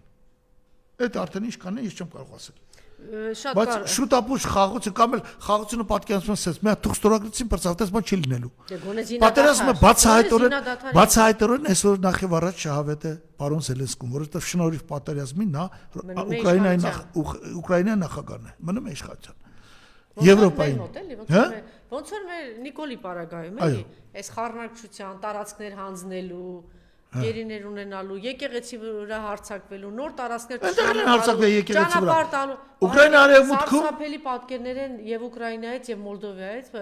պարոն Բագրատյան վերջերս տարածվեց, ուրեմն եկեղեցիները փակել են, հոգեվորականները ծնկաչոք խնդրում են դռները բացեն, ոչ ստորացնելով, այսինքն նույն այլանդակությունն է, նույն սարսափ։ Բայց այստեղ ես քեզ չեմ ասել, դա Chatham House-ը հրապարակել էր այդ զեկույցը, որը այդտեղ գլխավորը անգլիական արտաքին հետախուզական ծառայություններն են, որոնք ասում են, այսպես պետք է վարվել։ Նրանք նորություն են մոգոնել։ Հիմա, որպեսզի մեր Ռուսաստանի դեմ պայքարը լինի արդյունավետ, մենք պետք է հակառուսական դարձնենք Հայաստանը, Մոլդովան, Ուկրաինան եւ այդ երկրներում վերացնենք այն օջախները, այն ինստիտուտները, որոնք նպաստում են այդ երկրում իբր թե իրենց կարծիքով պրոռուսականությանը։ Եվ դրանցից մեկը արևելյան կամ ուղղափառ եկեղեցիներն են, որոնք Ուկրաինայում այսօր դառնում են հունակաթոլիկ եկեղեցի, մեկը մյուսի հետևից։ Նույնը Մոլդովայում է։ Իդեպ մի հարց, այս բանակցություններին զինվորականներն են գնացել եւ այնտեղ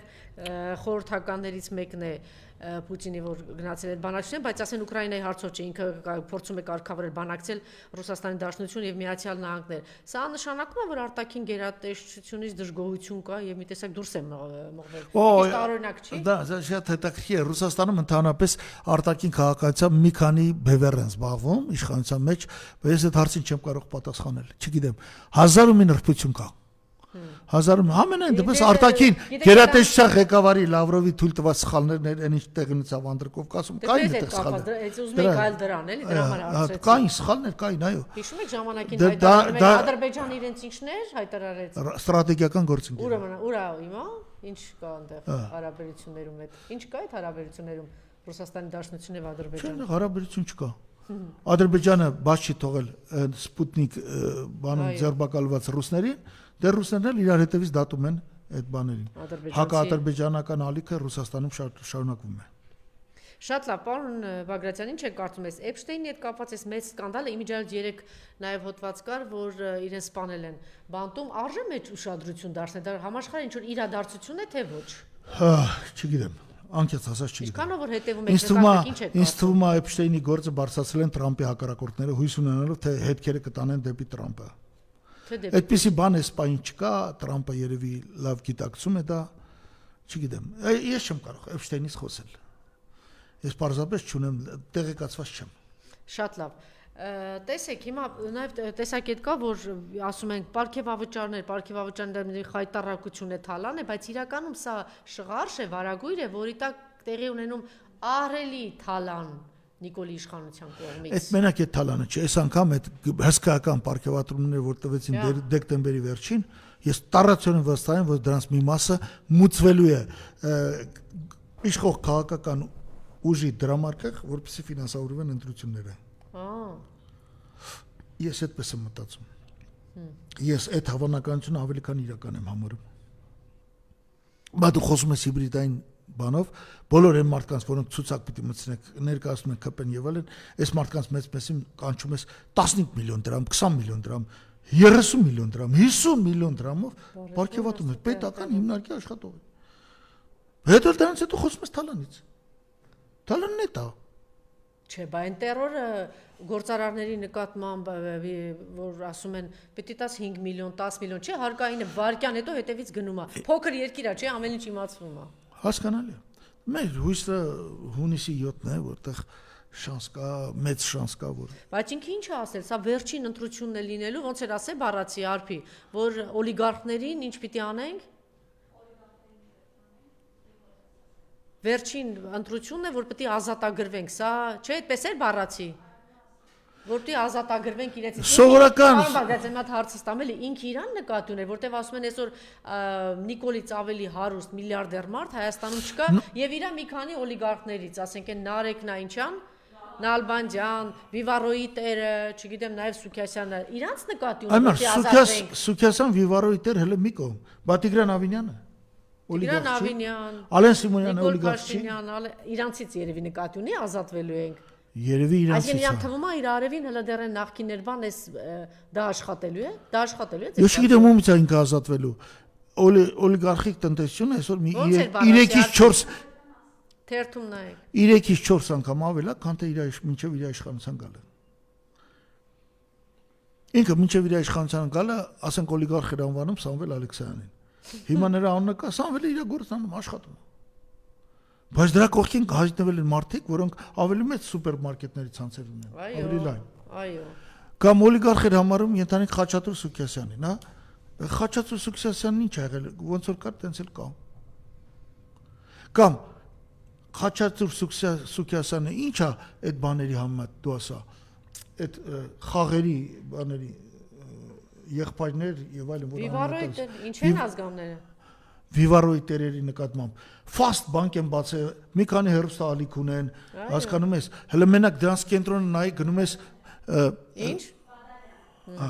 Գնում ես այդ կենտրոնը նայում ես աշտարակի Բայց տեսեք ինչ թաքնված ստվերում են, չեն էլ հանրային չեն երևում, էլի միլիարդերներ են տարվա միայն շրջանառություններ 1.5 միլիարդ էր մնում։ Խոսքը վերաբերում է որ այդ կարգի մարդիկ ունեն արդեն մի քանի որտեղ մեծ կասկածներ կա որ նրանց կապիտալի ձևավորման մեջ անմիջականորեն ազդել են կառավարության եւ Նիկոլ Փաշինյանի որոշումները դրական առումով են ազդել ապա այս մարդիկ ուրեմն այսօր նրանց շրջանառությունը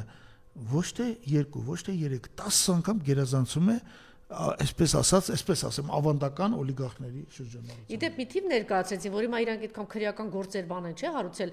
նախքին ինչա գործարարներ ասեմ, քաղաքական գործիչներ իրանց նկատմամբ, ուրեմն ամբողջը եթե իրեն կարողանան հասնել որ վերադարձնի 1 միլիարդի մոտ է ինչ է, ասում էին միայն Նիկոլի մի օլիգարխի շրջանառություն մի տարվա եկամուտ այդքան է, պատկերացնում եք ինչի մասն է խոսքը, բայց ինքը ներկայացնում է բերեք, հեսա չգիտեմ թալանը բերում ենք էս էս ամբողջ այլանդակ սուտը։ Այս ժողովուրդից էլ է գալիս։ Այս մարդը այդպիսի բան ասում իր կառավարության 9-րդ տարին։ Մարդ, որը ասում էր 20 միլիարդ թալանել են։ Այն օրը դատախազությունը հայտարարեց, որ դատարաններից տրված է քննվում է այսօր 159 միլիարդ դրամ, այսինքն 300 միլիոն դոլարի գործ, որը չի հաստատվելու դատարանների թե այդպես է։ Եվ այսօր դատարաններից ունենք նույնպես տիկին դատախազը հայտարարեց, որ 80 միլիոն դոլարի բան ունենք։ Հիմա 9 տարում 80 միլիոն դոլար, տարեկան 8-9 միլիոն դոլար, բայց նախորդ իշխանության օրոք էլ տարեկան 8-9 միլիոն դոլարի գույքին հասցված վնասի։ Բա հիմա ինչով են զբաղված սրանք։ Ինչով։ Բա դե սուտ է, որ տարածում են իբրև թե էս են։ Չէ, ես ինչ եմ ուզում ասեմ, դե ժողովրդի մեջ դա պիտի էփի ու գնան ձայն տան նորից Նիկոլ Փաշինյանի։ Ուրեմն մեզ հասնում է։ Ուրեմն ինչ ասեմ, մեզ հասնում է, հա։ Այո, եթե այսքան մեզ որտեվ միակ բանը որ Այ ժողովուրդ ջան, այսօր անցյալ տարի խաղադրույքը կատարվի ավելի քան 10 միլիարդ դոլար։ Դա էր էլ հենց Հիմա այս 10 միլիարդը բերում համատում են ինչ օլիգարխ, մի հատ օլիգարխ ան, մի հատ մեկի անուն տվել, հա։ Ցանկացած օլիգարխ, որը ինքը մինչև այդ անվանում էր, անունները տալիս էր։ Ցանկացած օլիգարխի ունեցվածից այդ հարստությունը ավելի 20 անգամ։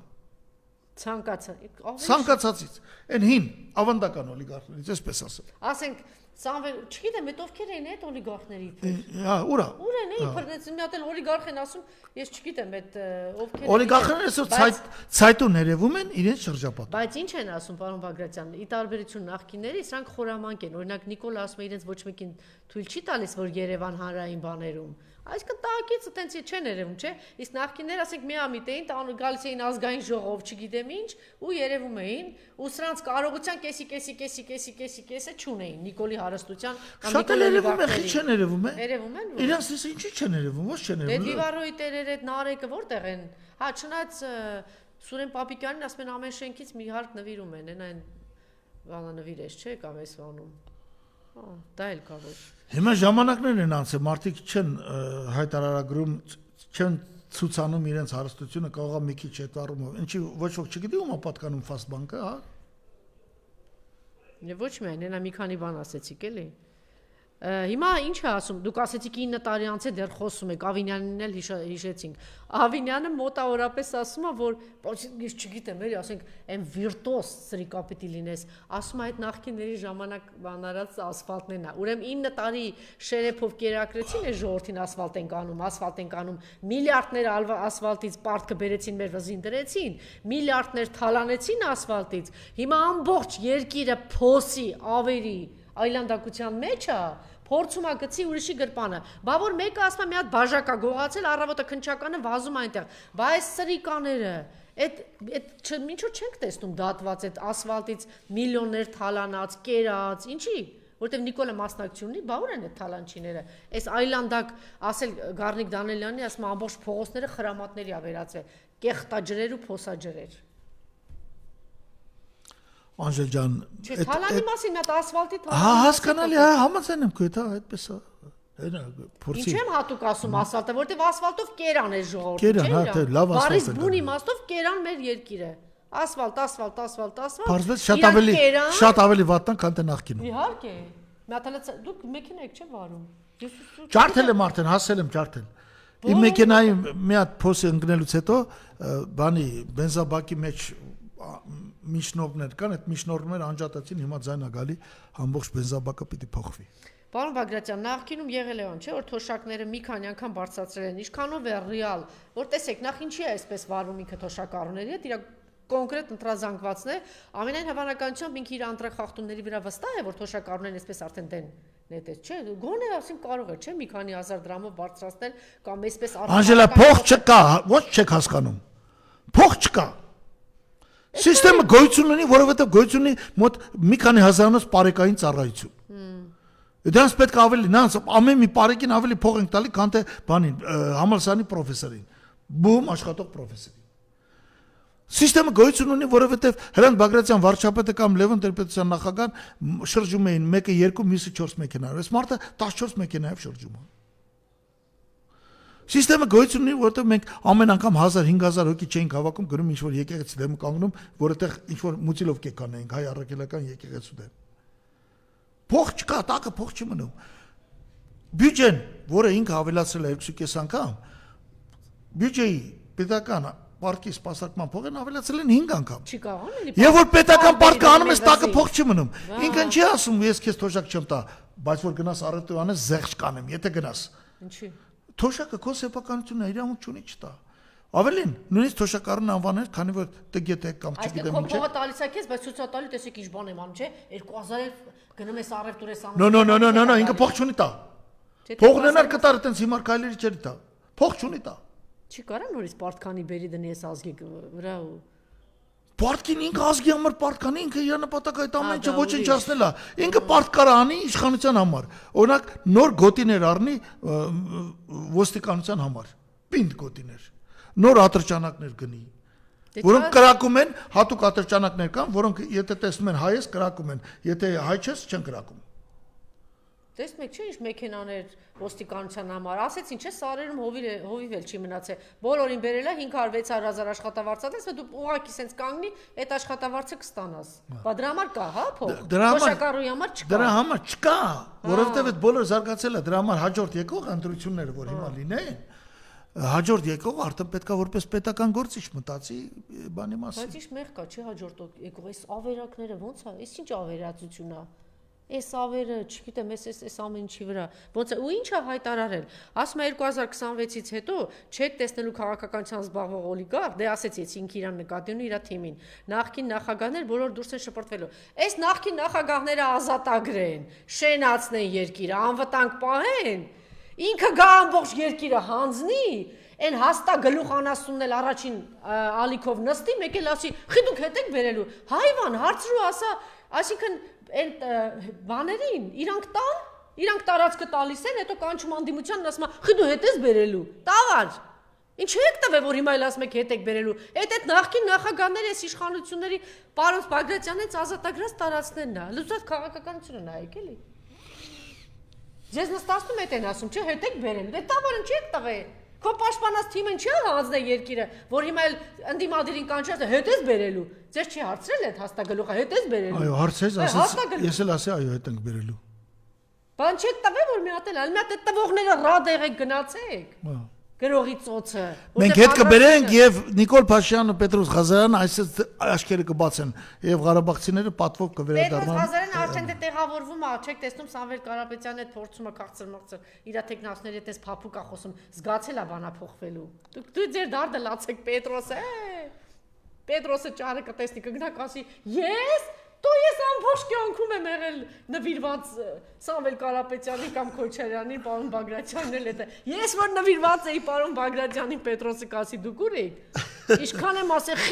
խի։ Մեր կենտրոնում տենց բան էին անում, ասեն Պետրոսը չի ասում, ինչու ասում խի։ Հիմա դա է ասում, հետ եք բերելու։ Նա չի գնում ասին, չես տվել այդ, չեք տվել այ ծախու սրիկաներ, որ դու ես մարդկանց ասում ես, հետ եք բերելու։ Եվ ընտրություններ են, պարոն Բագրատյան, շատ կարևոր բան եք թեզ եք առաջ քաշում, որ պիտի, իհարկե, պարոն Բագրատյանը այն գործիչներից էր, որ ասում էր պետք է լինի միասնական ճակատ։ Ասում են, որ վերլուծել են, հասկացել են, որ ճիշտ կլինի ընդդիմությունը գնա, համենայն դեպս չի գնում միասնական, մեկ ճակատով, 3 թևով կամ 4 թևով կգնա։ Բայց պարոն Բագրատյանը մի առաջարկ ունի, որպեսզի հավատանք անկեղծությանը որոշ ընդդիմադիր գործիչների, ապա իրենք պիտի հայտարարեն գոնե ինչ-որ ասոցիացիա ստեղծեն, ընդդիմադիր ճակատի ասոցիացիա, մնալով առաջարկելով իրենց տեխնացիոնը։ Ես երկար պայքարեցի, որ միասնական ճակատը չի լինի այդ ճակատը։ Լավ, թող լինի 3-4-5 ուժ, այսօր 2 ուժ են հայտարարել, որ իրենք այս ընտրությունում պայքարելու են Նիկոլ Փաշյանի իշխանության դեմ եւ Նիկոլ Փաշյանին իշխանությունից հեռացնելու նպատակով։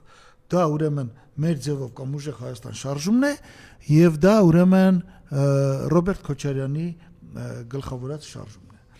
Ես չեմ ասում այլ ընդդիմադիրներ չկան։ Ասել են, բայց նրանք չեն ասել, որ իրենց նպատակը բանի կամ առայժմ չեն ասել, հերացում է քննադատել են իշխանությունների տարբեր տեսակի, ասենք ՀԱԿ-ը, չգիտեմ Արման Թաթոյանը կամ բանը Վանեցյանը կամ Բարգավաճը, բայց չեն ասել, որ իրանք կոնկրետ պայքարում են, որ Նիկոլ Փաշյանը չվերարտադրվի։ Եվ որ իրանք ստեղծեն ասոցիացիա, կասեն մենք 4, 5, 6 ուժ մնացել ենք, բայց այս ասոցիացիա անդամներն ենք, որոնք հայտարարում են, որ պետք է պայքարենք Նիկոլ Փաշյանի իշխանությունից հեռանա, այդ դեպքում ժողովուրդը կիմանա։ Մենք ժողովրդին կոնկրետ ես կարող եմ ասել։ Ես ստորագրում են ասում են, որ մենք Նիկոլին չենք միանալու հետագայում, հա։ Այդ դեպքում ես կարողանում եմ ինձ բանը, որտեղ մեր ազատություն կուսակցությունը ահագին հետևորդներ ունի, միշտ հավաքել ենք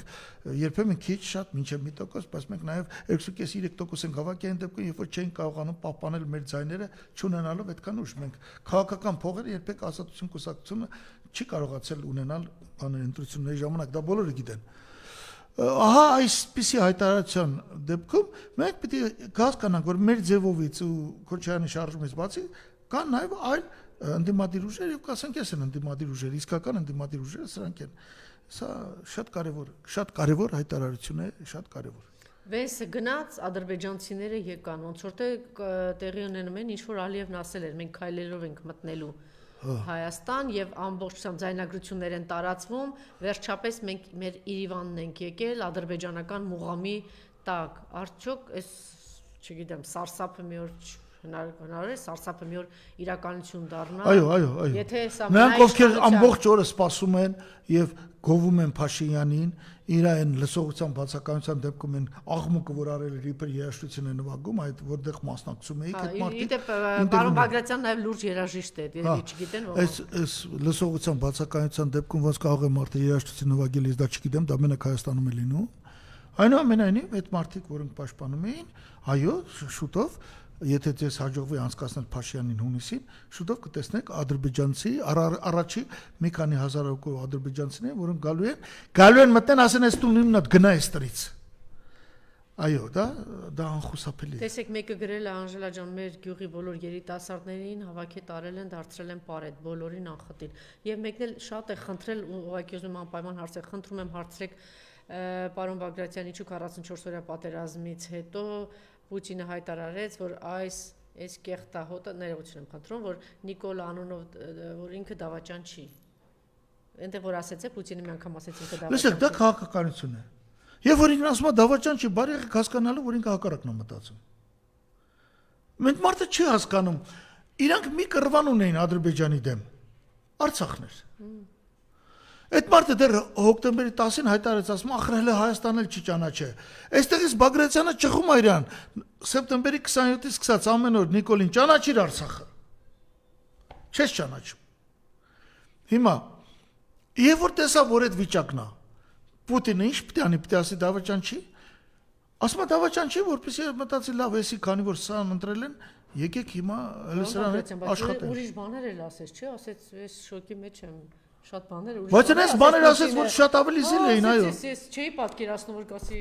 դե ամեն ինչից հետո կգնան նորից բան կաներ։ Ուրիշ լիք շատ կամ ասել էս երկիրը չի ուզում գերիները, ղեկավարը գերիները չի ուզում որ վերադառնան։ Պուտինն է բերել 25000-անոց բանակը Պուտինն է բերել։ 25000 բրանոց բանակը շրջապատվել էր։ Չէ, ավելին, այդ 150,000-ը որ ցեղասպանության բարիս բուն իմաստով չի ենթարկեց, ով արեց։ Էսա, բայց եթե դու վերես կենում հայտարարում ես, որ սա Ադրբեջանն է,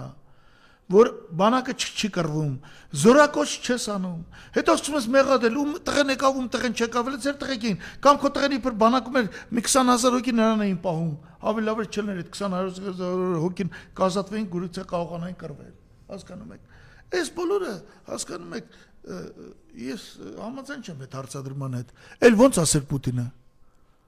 Պուտինն ասում էր՝ միած Շուշիպի թողես ադրբեջանցիները գան, Արցախում մնում է իր տեղում, հադրուտն էլ հետը, բայց Հայաստանը չի համաձայնում։ Մյուս կողմից, պարոն Բագրատյան, եթե 21 թվականին պատերազմից հետո, այս դավաճանական բաներից հետո 4 պատերազմ բերած մարդուն, այսքան զոհեր, 10000 զոհից հետո, եթե շորտը գնացել, ընտրել են Նիկոլին, եկեք ասենք, որ դեռ հələ Ռուսաստանը ինչքան լավ են մեզ վերաբերում, որ դեռ հույս ունեն այս ազգը փրկվի, չէ՞։ Եթե դուք պատկերացնեք հունիսի 7-ից հետո գնան եւ տան այս մարդուն ձայն, որ այս հետո բերելա 4 պատերազմ, Հայաստանի տարածքները տվելա, գերիներին այնտեղ թողելա, Արցախը վերջնական հայաթափել է, ցեղասպանության եզրին հասցրել է, եթե գնան ընտրեն։ Օրինակ կլինի ինչ որ մի ժողովուրդ կամ երկրի ղեկավար ասի, չէ, հայ ժողովրդին պիտի օգնել, ես չգիտեմ, կլինի։ Այս 7-ից հետո դա Նիկոլին ընտրեն։ Նայեք, Տրամպի ասելով, Ուկրաինան պատերազմի մեջ է։ Ըստ վերսիայի Ուկրաինայի վրա իբր թե հարձակվել է Ռուսաստանը։ Ուկրաինան բանակը հերոսաբար մարտնչում է։ Զելենսկու վարկանիշն այսօր 4% է։ Դու համատաբարության համար պատկերացեք, ինչքան այդ ժողովուրդը շատ ավելի առողջ մտածում։ 21 թվականի հունիսին մեր ժողովուրդը նորից ընտրեց Փաշինյանին, ասելով լավ, հիմա Ղարաբաղից մի քիչ պակասել է, բայց 21 թվականի հունիսից հետո ինքը իր բերանով Ղարաբաղը հանձնեց Ադրբեջանին։ Բայց այսօր եթե 30% կամ 10% մարդ կա, որ հələ դեռ Նիկոլա ուզում, ինչի մասին է խոսքը, դուք պատկերացնում եք, կամ 5 մարդ կա, որ ասում է Նիկոլը լինի, դուք պատկերացնում եք։ 5 մարդ, որ գնալու է ընտրի իրան։ Չգիտեմ, հիմա ես տեսնում եմ, որ կան լուրջ ուժեր, որոնք կարելի է վստահել, երկրի կառավարումը, չգիտեմ, քանի ուժ վերջնական կլինի, որոնք այդ դիրքորոշումը կընդունեն, որ պայքարում են Նիկոլի դեմ եւ որ ինչ-որ բան կլինի, հա։ Դե հիմա ճար չունենք ուրիշ։ ասենք նախկին ընտրությունների ընտրենք Սամվել Կարապետյանի ուժը չկար։ Այսօր կա լուրջ ուժ։ Բայց հիմա տեսեք, որտեղ որ մի փոքր դիմադրություն կա եւ պայքար կա, ընտրված, ել չեմ ասում, որ դրանց մասին վես ընդհանրապես չխոսեց, ուրիշ տեղում դեմոկրատիա, ընտրություններ, մարդու իրավունք, ընտրված քաղաքապետ Վարդան Ղուկասյանին բարիս բուն իմաստով խոշտանգում են։ Մարդուն պահում են մի հատ փոքր խցիկում, որտեղ սրտի լուրջ խնդիր ունի, դա դու հայտնի բան է, չէ՞։ 3 հոգի ծխում են այդտեղ առավոտ ու գիշեր հատուկ են պահում այդտեղ մեկն էլ մարդասպանության համար մեղադրով դուք պատկերացնեք ինչ վիճակի մեջ է Մասիսի քաղաքապետը ընտրված այդտեղ տեսեք վաղար շաբաթում որ այդքան ձայն հավաքեցին այսինքն այս մարդը բոլորին բանը տվել են ձեռքը արևմուտքը տվել է ձեռքը ասում է ինչ ուզում ես արա հնարավոր է սրան հաղթել Այո, որովհետև արևմուտքը ի տարբերություն 20 տարվա առաջվա արևմուտքի այսօր մտածում ասում է Ռուսաստանի դեմ ուժա Ինչպես է ասում առած, ասում է, մկան մեզը ջաղացին օգուտ է։ Այդ մուկն ենք դարել Ռուսաստանին, կրծեք Ռուսաստանի ալուրի պարկերը, էսա։ Ոչ ինչ Եվրոպայի մեկը ձեն հանել է, մինչև հիմա եկեղեցու դեմ հարձակումները։ Իմիջիալոց են մի սիրուն տղեն տարավ շոյեց մեջքը Նիկոլի, ասեց Արցախը Ադրբեջան է, Մակրոնը։ Հիմա այս սիրուն տղեն էլ մի բան արած չլինի, Վենսը Հիմա լասի հայա, չգիտեմ ինչ ասի Նիկոլը, մարդ եք, չէ։ Ասում են այն, համենայնդեպս այդպիսի զուգահեռներ անցկացնում էին։ Ամեն մի այդպիսի հանդիպումը մի հատ ինչ որ վտանգավոր բան է, վտանգավոր կետի է մեզ բերում։ Անպայման։ Շնորհակալություն։